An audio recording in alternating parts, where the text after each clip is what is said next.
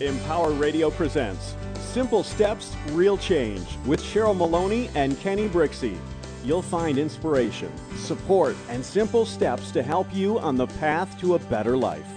Simple steps lead to real change. Here are your hosts, Cheryl Maloney and Kenny Brixey.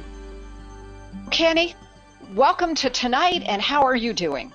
Oh, I'm doing great, Cheryl. How are you tonight? Hey, I'm doing good. It is a beautiful night, and I'm excited to have Cheryl Hunter on the show. Kenny and I are grateful and blessed that Cheryl's agreed to be on our show tonight.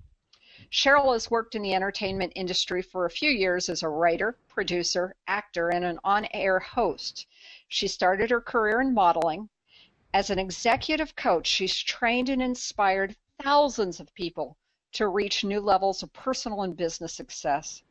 You may have seen Cheryl's Wabi Sabi video on TEDx. I've posted that up on our website a few times. If it's not posted on the Empower page, we'll make sure we get it linked up. Now I take that back. It is posted on the Empower page. We did that for Cheryl's show tonight. Watch it. Let it inspire you. I will tell you that when I saw this video, it absolutely changed my life. So as we've started to get to know her a little bit, what is it about her message that's made the biggest impression on you? Cheryl's message served as incredible validation for me. And we'll get into a lot of this, so I'm not going to spoil too many surprises, but her discovery of how the imperfections make us the awesome person that we are today. It builds our foundation. That whole I've been working on that for quite some time, and her story validates it, and she says it so beautifully, especially in that TEDx video, and then in other videos that I've seen her do. It's just amazing, and I thoroughly love looking at the negatives in my life in a different light now. It's amazing. I watched another one of our videos this week, and it was about focusing on what you don't want and how that affects you. And the thing that really impresses me about Cheryl, and I think this is cool, we have a name in common, and it's even spelled right. And we connected just... Spelled right? Yeah, well, okay, that's probably I know, I'm you teasing know you. what I mean. You're going to give me grief. And for every Cheryl out there that spells your name with S, it's okay, too. Mm-hmm. We're all a family. But, we connected, and somebody would say that this just happened by happenstance, but I don't believe in happenstance. I don't believe that there are coincidences. I believe that things happen for a reason.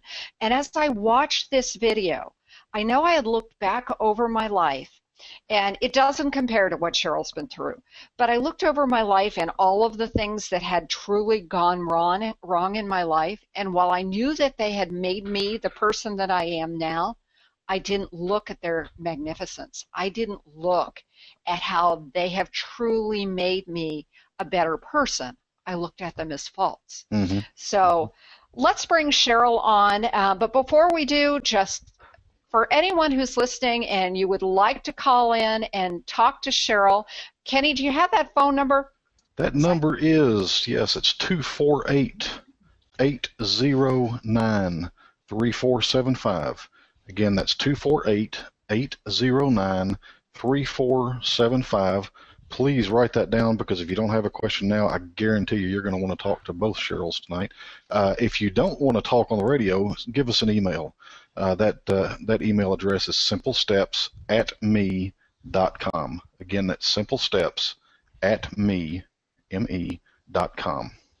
Fabulous. Cheryl, welcome to the show. Hi, Cheryl. So much. Hi, Kenny. Hi, Cheryl. Thank you for the invitation.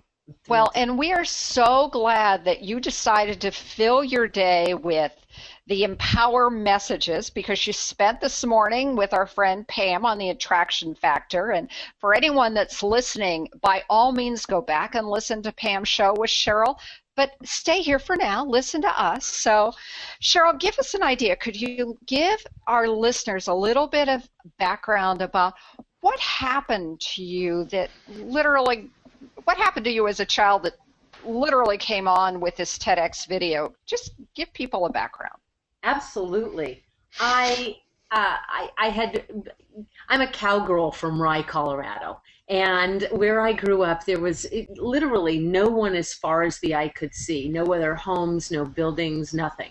Just it was so remote and so removed. I longed for a glamorous life in a big city in Europe and someplace like this. And I thought that I could do this. I could go be a fashion model. I'm tall enough. I'm on the boys basketball team. I think I'll go. With nothing but a glamour magazine in tow, I set off with a friend for France. And no sooner did I get there, but a man with a camera around his neck approached me and said, "Are you a model?" And I was like, "Oh, well," and I hesitated, and he said, "Well, I can make you one. And you just have to come with me and my friend over there." And my girlfriend that I went with was like, "No way. This guy is creeping me out. You're not going to go with him. Absolutely not." And frankly, if I tell the truth, he was creeping me out too. But I thought, I don't know anyone. I'm like I said, I'm a cowgirl from Rye, Colorado. I don't know anybody in that business. How else will I do it? And so instead of trusting in something, I just went off with this guy, and he and his friend abducted me, drugged me, took me to an abandoned construction site where they held me for days and beat me and raped me and then dumped me in a park a few days later in Nice, France. And as you can imagine, it was harrowing. I thought they would kill me. I'd seen their faces. I didn't know if they would let me live or die. And I had this moment while I was there, and I thought, I'd planned so many things for my life, even at that age. I was 18. I turned 19 there, and I thought I had so many things planned. I wish I had done, and I just didn't do anything. And I thought for a flicker of a moment, maybe God will let me out because I just didn't do anything with my life yet. Oh wow! And if He does, I'm gonna help people. I'm gonna do something. And I wasn't sure what the heck that would be, and I had no idea that it would be through that thing. I mean, once I left, I literally didn't tell anyone. I went to in those days, traveling overseas, you had to go to a post office or an Amex office or something and have them place a call for you long distance. And I called my mother, and all I said was, "I'm okay. I'm okay." And that's literally all I said. And I never said anything more about it. I never told the friend I went with. I mean, I was covered in bruises. She had to know something was going on. I was gone for days, but I just never said it. I was so embarrassed of it. And there's something I've learned over the course of time, and it's that those things that we're most embarrassed about, those things that we wish hadn't happened, those things that we try to hide from one another, we pray no one else knows about us. Ultimately, those are the things, those are our access to connection with one another. Those are the keys that are there are access to redemption, and truly everything that we dream about is locked up in those experiences and those things that we try to hide and hope no one ever knows. Yeah. And Kenny, go ahead. Yeah, we all have questions. Oh, I know you. it. Yeah, my question is just ready to go. You had talked about you knew that this was a mistake to go with these guys. How have you discovered how to avoid being blinded by that false illusion? Well, as I took a road back, there was a point. I'm going to step back for a moment, Kenny, to answer the question. But as I started taking the road back, I was clear that my life was going down a path that wasn't working. I started being really judgmental toward men, and I knew bad things were going to happen, and I was negative, and I thought, I don't like myself, frankly. I don't like the way life is going. I didn't like any of that. So I took a journey to turn my life around. And as I did, I realized finally, after many seminars and books and therapy and all kinds of things, I realized that there was a lie at the heart of the suffering around the event.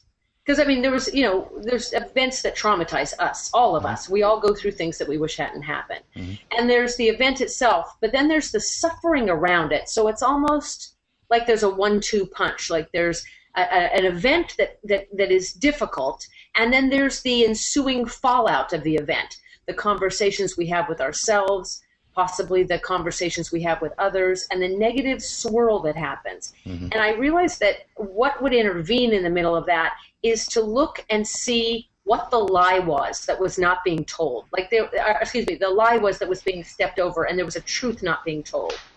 And for me, with that incident, I realized I knew it was bad, and I went anyway. I knew they were bad news. And the moment I told the truth about that, it was that the suffering around the whole thing ended.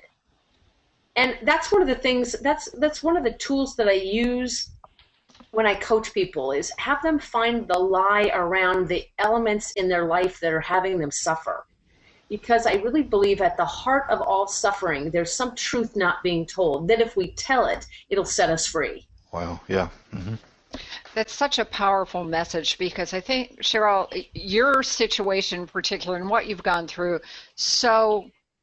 is bigger than life. And there are things that you read about in the newspaper, but they don't happen to normal people. And you talk about being this Colorado farm girl working with horses, and all of a sudden your life has gone from literally pure innocence to totally disillusioned with everything in life. How long did you spend in that place? Well, I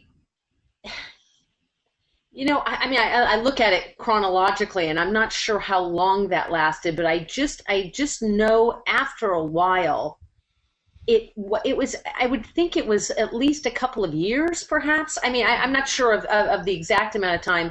Shortly thereafter, I actually did become a model, and the business was kind of an isolated one. I would travel around the world by myself mostly, and not connect deeply with other people. And a lot of people were kind of hardened in the business. And I thought, oh, I'm just becoming smarter.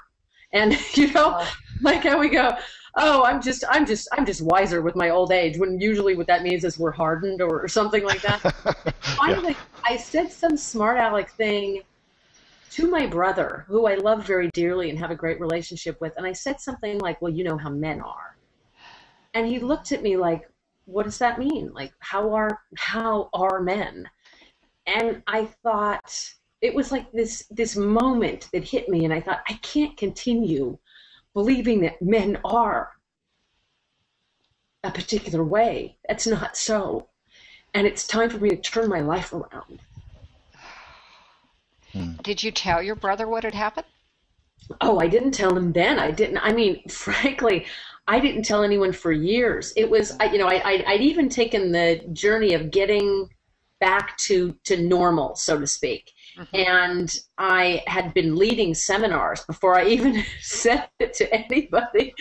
I mean, I actually was leading a seminar the first time I mentioned it. There was a woman who'd gone through just horror in her own country. There was genocide there, and she'd been abused physically by her husband, and her children had as well. And she was arguing the point of view that there's certain things that you can't move beyond, and there are certain things that are unforgivable.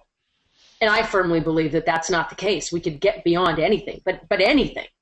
And I was saying that, and the room was starting to turn, and people were milling about and standing up, stretching in their chairs, starting to side with her. A couple people even walked out when I said, no, you could get past this.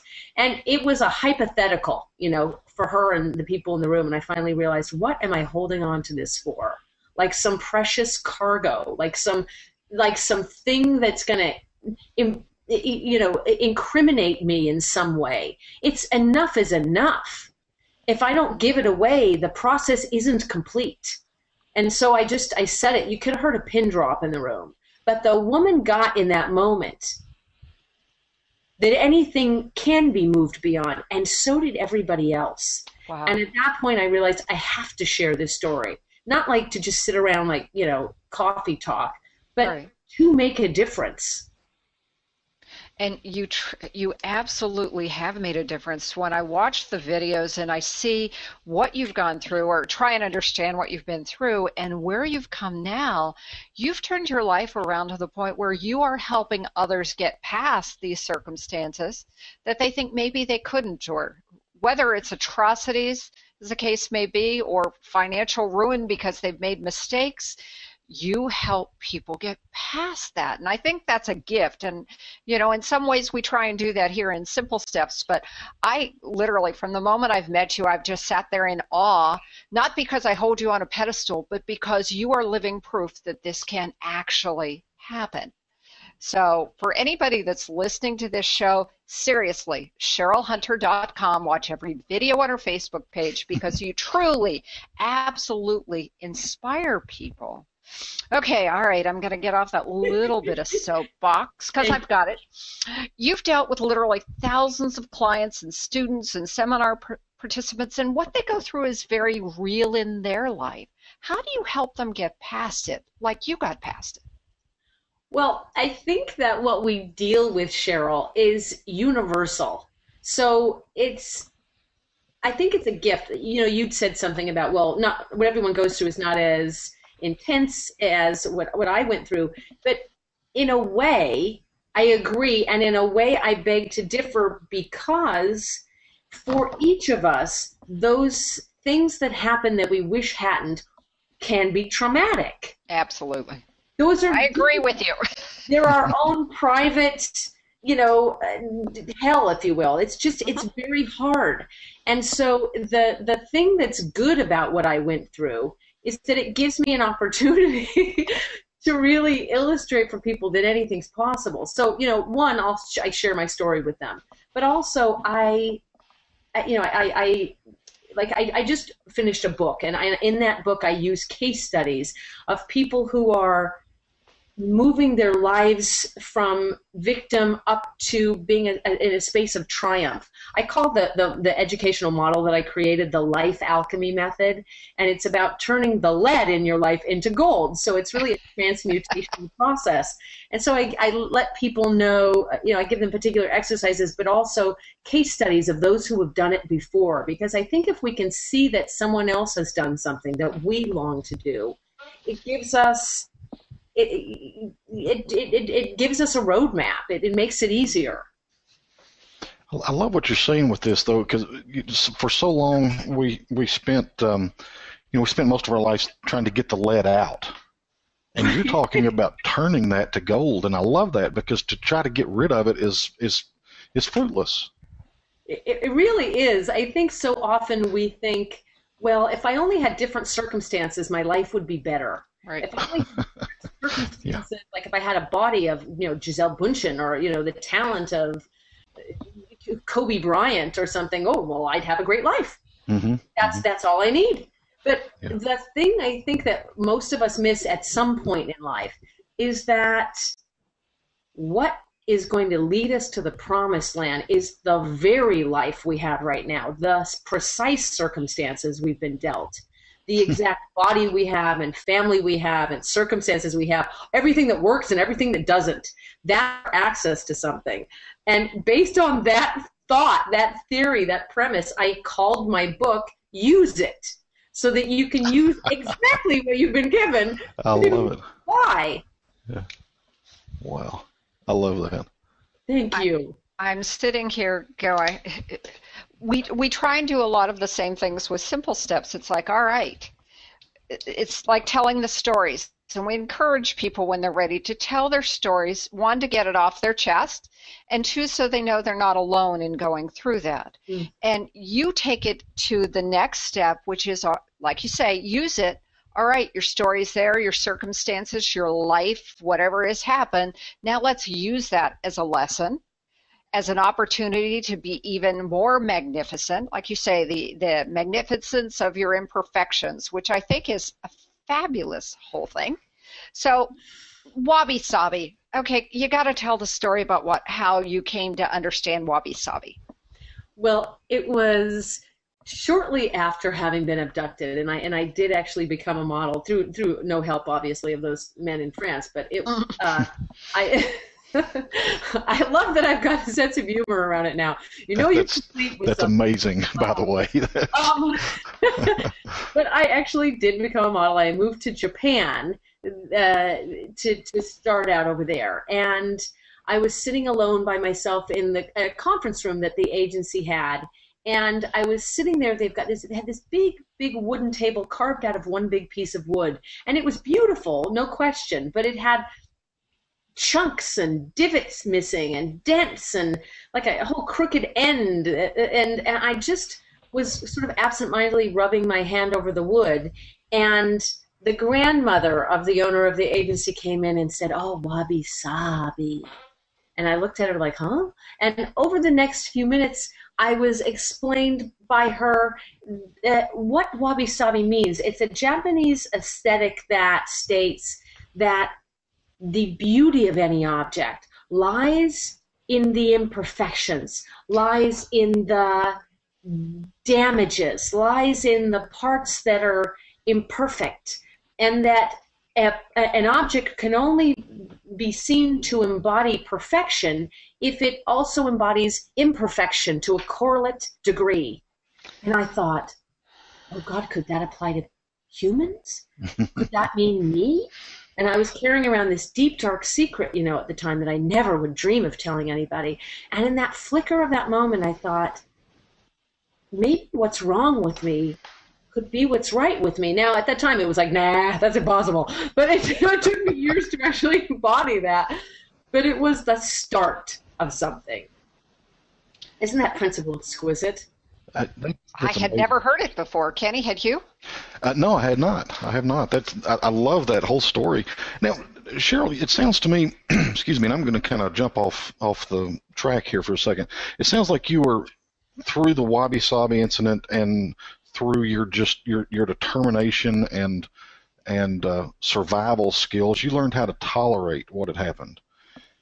It's almost as if when you started teaching about it, when you brought it into your teaching, you started actually living through it. Is that a fair statement? And how has the teaching helped you grow through that? Kenny, that is so brilliant. They say if you want to learn something, you should teach it. And so in the final step in the life alchemy method actually is you only get to keep what you give away. And I think that is just so accurate. It's that which we empower others to understand and learn and get and embody that we become liberated in. So absolutely, that is so accurately said. Wow. You must be very liberated at this point. You know, it's like I think for each of us, we are in the moment that we give away something to other people. And because it's like anything in life, you're empowered when you're giving away empowerment. You're uplifted when you're uplifting others. Otherwise, I mean, left to our own devices, I don't know about you, but I'd rather just sit home and have a glass of wine and watch American Idol with my dog totally alone. It's like, you know, the moment that it's given away, it's something becomes possible for everyone in the equation. Well, and that's an interesting conversation because as much as you've been through, have you ever had a time where you wanted to crawl back under the covers? Oh, I think all the time. I think that's a daily occurrence. I mean, not to sound untransformed, but I think, you know, I contend with my humanness as much as anybody else, and it's just the grace of having a larger purpose of the commitment to transform people's lives that has me not focus upon myself, but by the grace of God, focus on somebody else for change. Well, you have truly, you know, a month ago I had just heard of you, and now it seems like it's the Cheryl Hunter phenomenon, which I think the world has been waiting for a long period of time. And I feel obviously very blessed that you're here with us and we get to share your message to, you know, a different audience. So if you would... we're actually going into break at the moment, and when we come back, let's talk about the gifts in life. Wonderful. We'll be back in just a minute.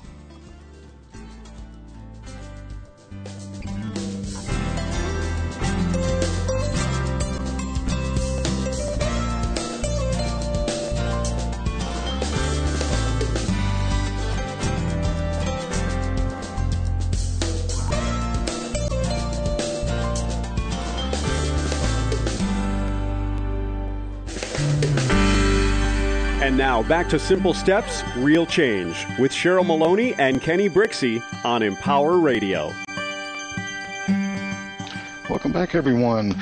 If you listen to the first half of the show, you know that we have a very exciting and dynamic guest with us tonight. And if you would like to ask a question of her, it is Cheryl, of course, along with the other Cheryl, so don't get confused. There's a Cheryl Hunter and a Cheryl Maloney. But if you'd like to ask a question of either one of them, give us a call. The number is 248-809-3475. Again, that's 248-809-3475. Or you can email a question to simplesteps@me.com. Well, Cheryl, last week, I believe it was, you recorded a video, and the focus of that video was about what you focusing on what you don't want as opposed to what you do want. We get so bound up in our fears that we don't realize we're attracting more to us that we don't want. How do you help people shift away from that and change their perspective? I think simply becoming cognizant of the fact that oftentimes we're looking at the things that we don't want as opposed to, well, what do you want most in life? If you could, in fact, design your life, how would you like it to go? Rather than oftentimes the default is, well, this job has some security. I guess I'll take that. Or I guess this guy would probably go out with me if I flirted with him, so maybe I'll ask him out. You know, it's like we kind of go for the things that we think might happen or think might work oftentimes as opposed to like going for it really. You know, I asked my nephew came to visit recently and I was asking him what he wants to be: a chef, an astronaut, and a dinosaur, he said. So oh, wow. Question on can he be those things or is he going to be those? It's just that's what he's going to be. But you know, as we get older, I think we start to look at, well, what's possible or what's even probable. So one of the things I do is just have people shift their perspectives so that they can see where the disempowering thoughts came from and then eradicate those so that they're able to have creative, generative thought that's truly a creative act as opposed to something that's a life by default. As I watched that video, and we were talking earlier about the gifts, and I consider this video one of those gifts that you have given away because you were actually talking about your personal situation and dealing with, okay, I've got to move, and looking at all these areas where you didn't really want to be. And did you have to settle for less? What triggered you to say, wait a second, I don't have to settle for less. I have to go for what I want? You know, I don't even know that I have an answer for that. I just believe in grace. I don't know. You know, I think that so often people say things like, oh, well, you're blessed with a belief. You've got faith. And it's, you know, I don't quote have faith. I question that puppy every day, but I choose to believe in things, in the benevolence of the universe, in that things always work out, in a kind and loving God, in a kind and loving universe, and in that, you know, the universe has got my back, and because I know that whatever we believe in grows. And I found that when I was believing that men were evil and I was doomed and everything was going to go against me, I kept finding evidence for that everywhere. But as I said, enough is enough. This life is terrible. This is just horrible. When I started then having a life given by a faith that it's going to work out, I see that everywhere now. So I don't know what led me there, some grace, ultimately just a perfect orchestration of events, but I just say grace. I don't know, Cheryl. Well, and I think that's a very powerful statement because you went from believing in the unkindness of the universe because of your experience to realizing that that's not where you wanted to be. And in a situation like finding a house, and I've been there, I have been in that place, you can focus on everything you don't want. And like you said, that's exactly what you're going to see in life. But if you turn around and then focus on the good, the beauty, the kindness of people, that's exactly what you're going to see if you choose to. So I quite frankly, Cheryl, thought that that message was one of the most powerful ones because it came from you and your experience, and it was real to all of us that have been there. Okay, maybe not living at the beach in California, but I just went, wow. So, Well, okay. I think that one of the key things was what I read into it was that you dropped your judgments about what probably was going to happen. You just kind of let go of those, and you focused on what was real, what was in your desires. Right. And that is, it's those judgments get us every time. And we don't always see the whole story. And if you've got, I'm going to take just a minute and tell a story. It's a true story. I've been fortunate enough, I guess you can say, that I saw the whole thing unfold. A college football coach got tied up in a meeting one day. He was supposed to leave on a recruiting trip, got tied up in a meeting, was running late. Could almost make time to get to the airport, so he hopped in his car and took off. Got pulled over by a police officer. Got a speeding ticket. Okay, he still had enough time. Took off again, had a flat tire. Obviously missed his plane. Now, he could have looked at the meeting running late as a bad thing, and he did. He looked at the police officer pulling him over, giving him a speeding ticket as a bad thing. He looked at the flat tire as a bad thing until the next morning when he woke up and saw that his plane had crashed. Yeah. Now, all of a sudden, these things are really, really good. It's our judgments about these things that create a belief system. And if we just drop those judgments, it's like you did. You drop your judgments about, I've got to settle for this over here, which is a judgment. You dropped that, and you were able to focus just on the good. What a beautiful story, Kenny. There's, for anyone who hasn't seen the video that Cheryl and Kenny were just referring to, every week I put out different video just as some content to make life better. And this particular one, I had to move unexpectedly, and I went to look for a house in the area I wanted, and called on the first thing I saw, and it was $10,000 a month. I was like, okay. No, thank you. So I started then, instead of having that fortify my resolve, I went to a part of town that I have no interest in living in whatsoever. And then all of a sudden I thought, what am I doing looking for what I don't want? The best possible thing that could ever happen is getting what I don't want. And so I let my heart be my guide and headed right back over there.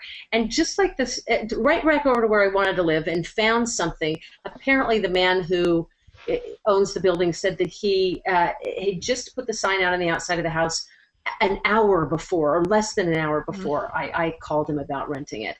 And it's just like the story you said of the man who with the recruiting meeting that went late, and the police officer pulling over, and the flat tire. I really think that if we use every single thing that's in front of us, it's our avenue to really being one who co-creates our existence. Like, what if that's the highest level of creation? Taking what's there, taking what's given us, and just staying true, staying in action, putting one foot in front of the other, and just going for it. Mm-hmm.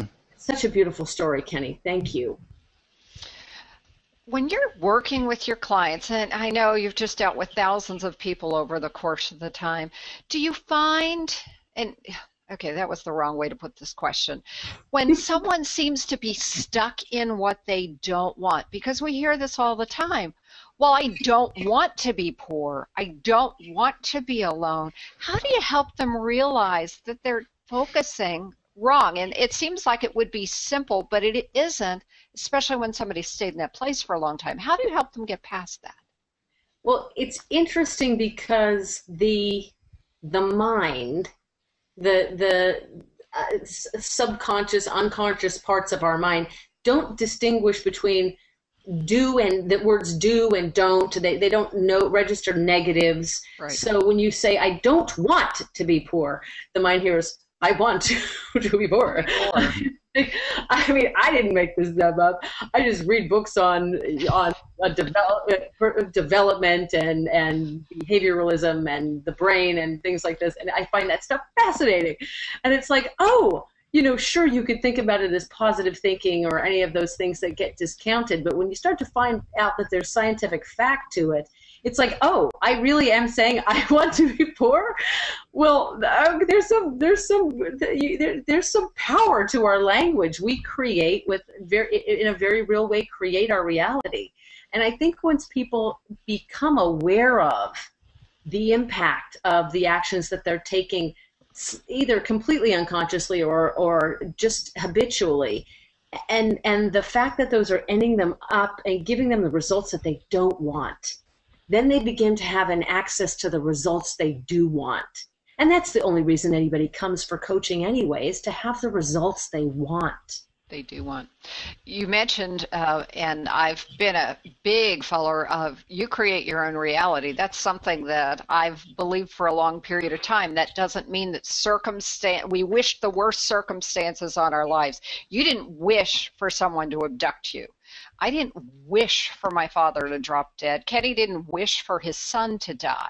But those are part of our experience. But our reality is, what do we do with those things? And how do we use those things as a lesson? How do we learn from them? How do we grow from them and see them, as Kenny says all the time, without judgment? They have happened. Now what do I do going forward? Does that make sense? Yeah, absolutely.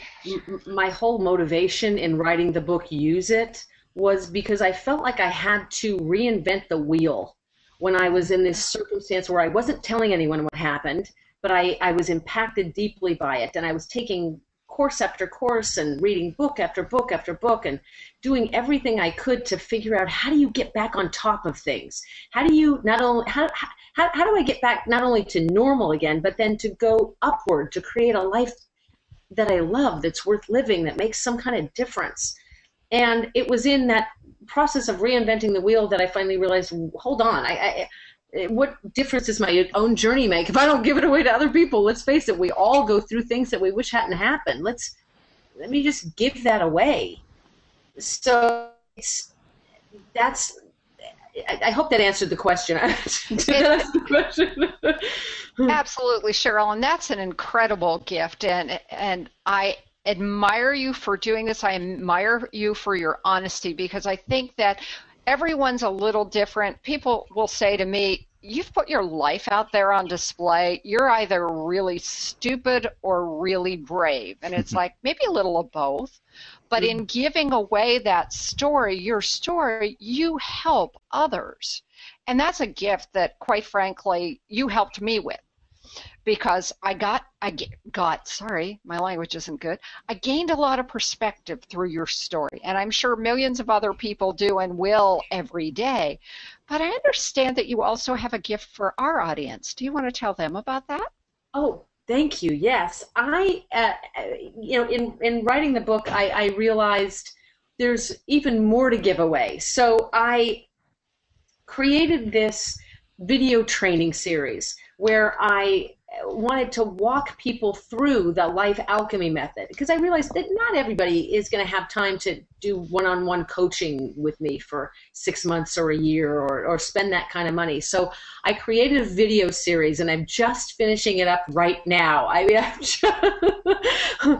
just got the website up live, and I want to offer those videos to your listeners. There's three videos that are how to communicate in a different way that will free you from the persistent negative conversations in your mind, how to quickly get to the heart of the matter when something is disempowering you, and how to set your life on the track that you're committed that it be on. So I want to give those videos away to your listeners, and where they can access those is at the site useitbook.com.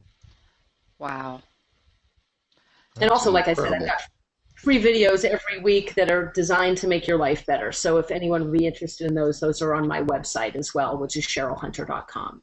Well, Cheryl, that is an incredible gift to all of us, and I can guarantee you I'll be watching them first thing in the morning. So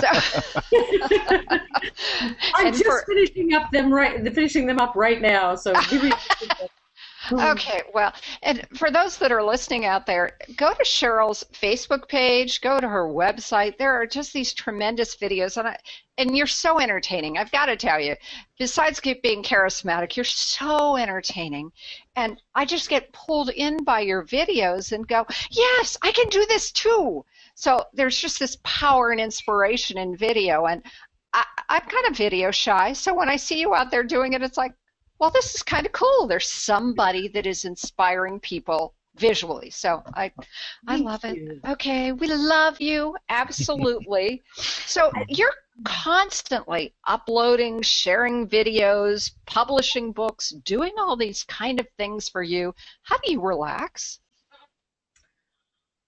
There it Okay, is. she went to her own place right there. My own little peaceful place. I try to just find the moments, the magic in the moments everywhere. And if you know, like I said earlier, I find that what we look for really grows. Like they say, what you appreciate appreciates. And I just try to find those magical moments and revel in them wherever they are.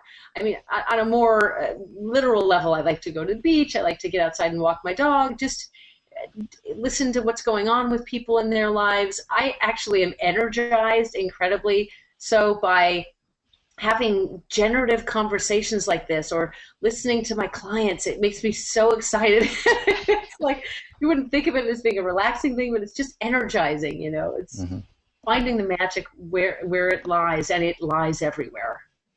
Wow. Yeah, it's beautiful. Okay, so you have a book coming out. When is that due out? Well, it's just come out. It's for sale on Amazon. Okay, and like, so it's already out. Okay. Just putting together the video training series. I knew we were going to be on the radio today, so I just got the site live and launched today. I'm just like, okay, get this together. I want to offer that. Okay, and the title is Use It? Use It, yes. Use It, and it's available now on Amazon. Cool. Because what we'll do is we'll obviously link to the useitbook.com, link to Cheryl Hunter, and we'll put up your Amazon link too so people can go buy your book. Thank you. Absolutely. Well, I want to tie back, before we let you go, I kind of want to tie back to the early parts of your life, being through everything that you've been through now. Is your mother still alive? Yeah, my parents are both still alive, yes. Okay. How have they reacted to not knowing what you went through back then? Well, they've been so gracious and generous. You know, this whole process of me transmuting my own life, you know, when each one of us does that, it can't help but get on the people around you. You know, it makes their lives better as well. So as a result, my relationship with my family is extraordinary, as are theirs with each other. And there's something, I was featured in a documentary film called Discover the Gift that featured many people, including the Dalai Lama was in there. And it was, I think about a year and a half ago it came out, and there was a premiere in Los Angeles. And I went to, it was the first time I'd really publicly shared my story. You know, I'd done it in a seminar, but the filmmaker had been in my seminars and asked me if I would be willing to tape a segment for the movie. And as they put the camera on me, I thought for a moment, oh, am I going to do this? Am I going to say it? Okay, what else am I living for?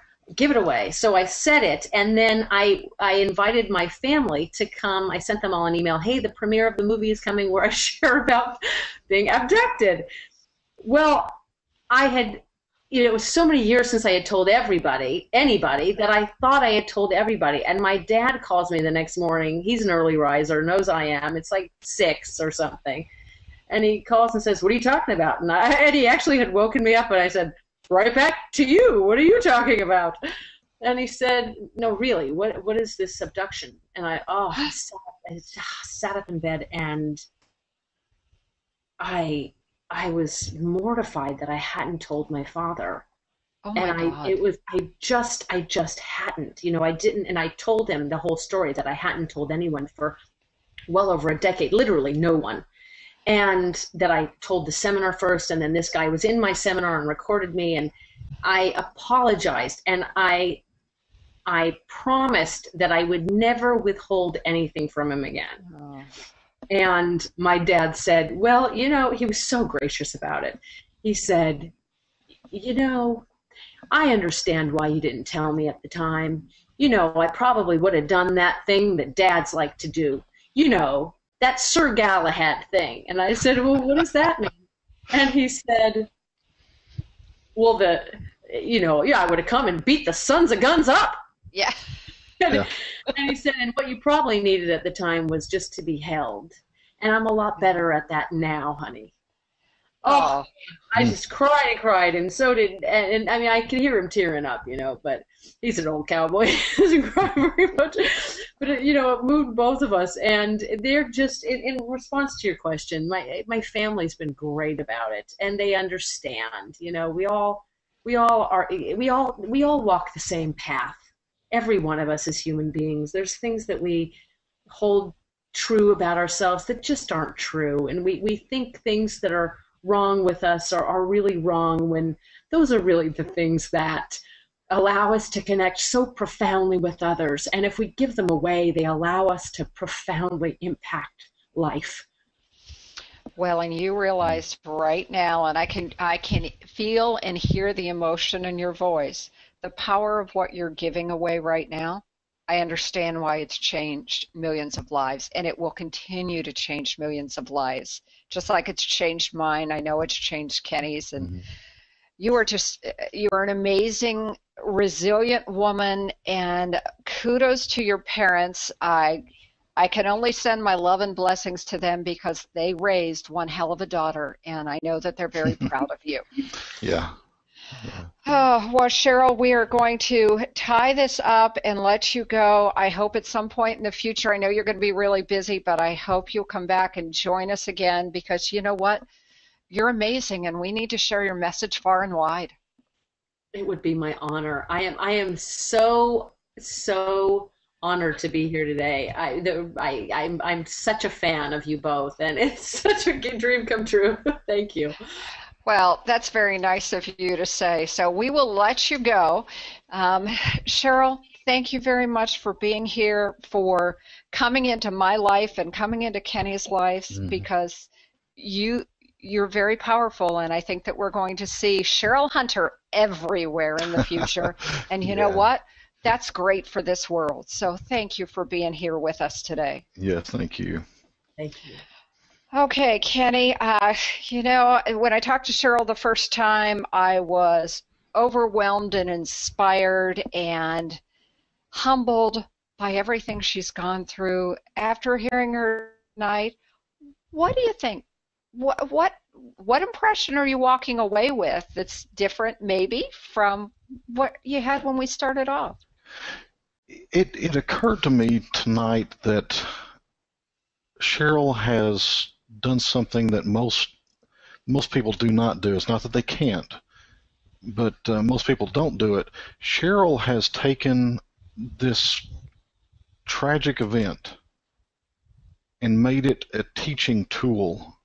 So she's able to repeat this story over and over and over again without falling back into that hole, without falling back into that dungeon that she kept herself in when she was silent about it all. Many people have a tragedy, and maybe it's not this bad, maybe it's not this painful and abusive, but it's real nonetheless.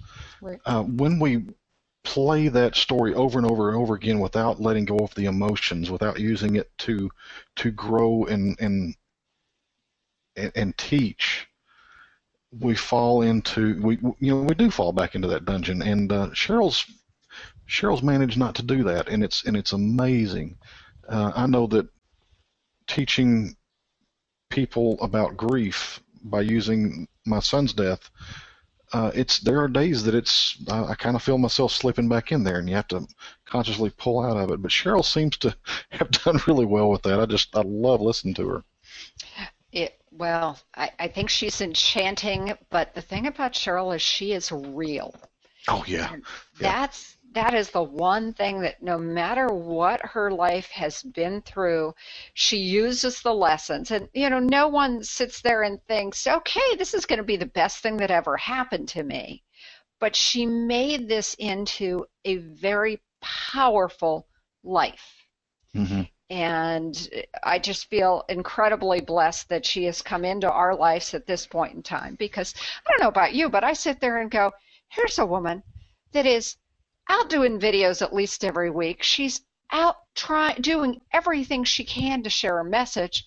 And I know for a lot of times I stay behind a computer and I haven't reached into the video thing, but I sit there and go, she's got a message, she believes in it. We have messages, we believe in them, we're here to share them, and we all do it a little bit differently. Yeah, but yeah. Cheryl, as many times as I can spread the Cheryl Hunter message, Cheryl, I know you're listening, and I'm going to do it. So thank you for being here. Mm-hmm. Oh, wow. Yeah, she in that whole wabi sabi thing. That is just so beautiful. Every time I hear that part of the story, it's like, I know. Yeah, that is so great. Takes us away. Well, that will be up on the Empower site, so everyone has links to the useitbook.com, to CherylHunter.com, and we'll get the link to the website or the Amazon page and get that one up so people can go buy the book, because people need to go buy Cheryl's book and just use it. Mm-hmm, mm-hmm. So, yep. Well, Kenny, another wonderful show, and I can't believe that we are so blessed to have such wonderful guests on our show. Oh, I know it. I learned so much. I know. Yeah. It's hard to believe that we're coming up on almost a year doing this show, and we have to thank, as we always do, Brent Carey, who's the CEO here of Empower. Without his vision, we wouldn't be able to bring those positive messages. So I'm going to focus on everything we can do. Mm-hmm. We're focusing on bringing the positive messages that help everyone get through whatever is going through in their life. And next week, our friend Pam Thomas is coming back. Pam's the host of The Attraction Factor, and we're going to put that link up on our Empower site, so you go back and listen to Cheryl's interview on Pam's show, too. Pam and I are working on a project which is rebuilding your self-worth. After you've gone through a challenge, after you've started over some way in life, how do you rebuild that self-worth? So we're going to spend next week's show talking about how exactly to do that, and we're going to have fun with it, don't you think, Kenny? Oh, yeah, that's going to be great. Before time slips away, though, you may have said this, but I didn't hear it, so I want to be sure that we thank Andrew, who kept us on track tonight. Absolutely. And who brought Cheryl in on our connection, so it wasn't a phone call, so it was a lot cleaner. So that was we don't want to forget Andrew, who makes us sound good, and thanks that we're all on Google Plus, which is amazing because we all get to come through in clear sound. Okay, that's a technical issue that probably no one cares about, but we're grateful for it. So everyone have a fabulous week, and we'll see you next week. Yes, Take a thank you, simple everybody. step.